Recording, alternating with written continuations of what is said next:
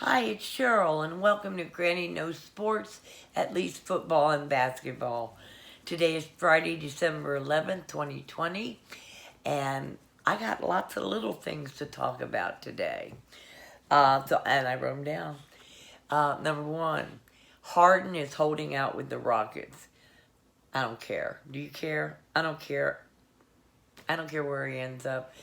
I do know this. He thinks he's going to get into a situation where he's got those three power players.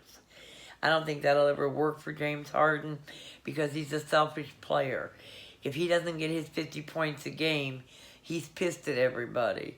And so until he learns to play as a team with those three power players, it's not going to work no matter who they take to Houston and no matter where James Harden goes. So, my opinion.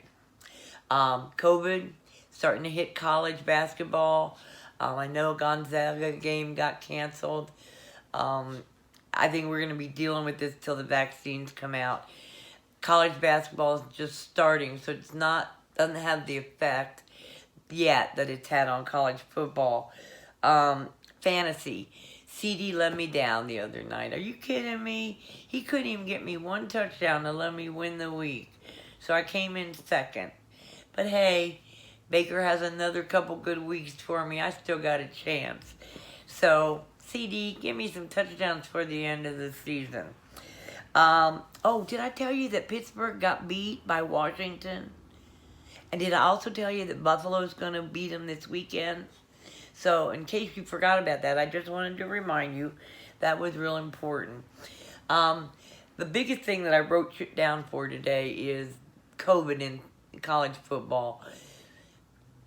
I think it's been a mess, and I think there's a lot of stuff going on. 125 games in NCAA Division I already canceled in the 2020 season. This weekend, the two big ones for me are, of course, OSU, Michigan, Cincinnati, Tulsa. Both Ohio teams, both ranked in the top 10, missing their games the last week before championship games and bowl selections. Some of these were postponed and rescheduled, but most of them were just outright canceled. But here's the Big Ten games that were canceled. OSU, Wisconsin, Nebraska, Purdue, Wisconsin, OSU, Maryland, Michigan State, Maryland, Northwestern Minnesota, Maryland, Michigan, Ohio State. I already said them, didn't I? Yeah, and Purdue and Indiana. So all those Big Ten games have been missed. Fortunately, the Big Ten, I think, looked at that and said, we can't leave Ohio State out of the championship game. Even though they've only played 5 games, they're undefeated. If you watch them play, you know they're the best team in the Big Ten. So how do you keep them out? So they will play in the championship game against Northwestern next weekend, assuming that nobody gets COVID and has to cancel the game. I don't know what's going to happen. I don't know what's going to happen with the Heisman voting. I don't think they have enough to vote on. I know they decided at the beginning of the season that Trevor Lawrence was going to win, and so he probably will, but not because they have the film on him this year, just because that's who they picked and they're not going to come off of it. But it's the same for Justin, who'd also be in the running. Is there enough film on him to make a decision this year? So I think more than any other year, the Heisman is going to be a popularity contest amongst the media, because there's just nothing to evaluate it on. So that's going to take some of the meaning away from it. The same thing's probably going to happen with bowl games. I'm going to guess that some of the lesser bowls may not even have a game this year. And the big bowls, it'll be interesting to see how they pick their teams. Get the frick off my screen. Don't you hate when stuff comes on your screen when you're talking? But it's all going to be so different this year, and it's all going to mean so different feeling about who's champions and, who are the winners and who are the losers. Because are we really putting the best teams up against each other with having to deal with COVID? So, this season's almost over for college football. I'm glad. I'm glad for the kids that they don't have to deal with this anymore. But their year's off. It's just not good. 2020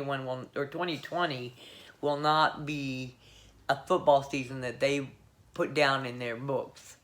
So I can only hope 2021 is better for the guys that are still going to school, and that our good guys that were ready to go in the NFL get the chance to go in the NFL, even though there's not a lot of film on them, that they have lots of great combos. Other thing I wanted to talk about, and this is just a question to put in your mind, but who do y'all think are going to win the NFC East in the NFL?